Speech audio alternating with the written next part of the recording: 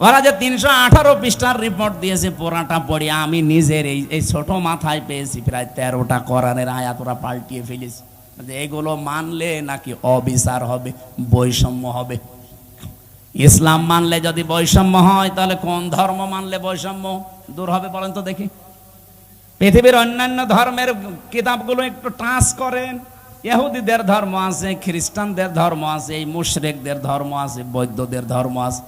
এদের ধর্মীয় গ্রন্থগুলো যতটুকু পারেন পড়েন।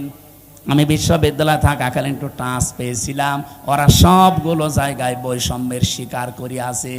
ওদের মেয়েদেরকে বিবাহের সময় যা দিয়ে দেয় ওইটাই শেষ, অথচ বিবাহের সময় মেয়েদের বাড়িতে, এদিকে তাকান, বিবাহের সময় মেয়ের বাড়িতে মেয়ের বাবার কাছ থেকে ছেলে পক্ষের লোক যদি একটা পানও তার সন্তুষ্টি ছাড়া খায়, এইটাও পায়খানা খাওয়ার মতো হারাম। যেটা আমরা এই যে বরযাত্রী বলে চালিয়ে দেই, কোথায় পেয়েছেন ভণ্ডামি? এটা হিন্দুদের থেকে এসেছে এই বরযাত্রীর নিয়ম। মুসলমানদের বিয়েতে কোনো বরযাত্রী যাবে না, মুসলমানদের বিয়েতে হবে অলিমা। আর অলিমা কি ছেলের বাড়ি হয় না মেয়ের বাড়ি? হ্যাঁ, ছেলের বাড়ি। এলাকায় কি বরযাত্রী যাওয়ার সিস্টেম আছে? এটা বন্ধ করা লাগবে।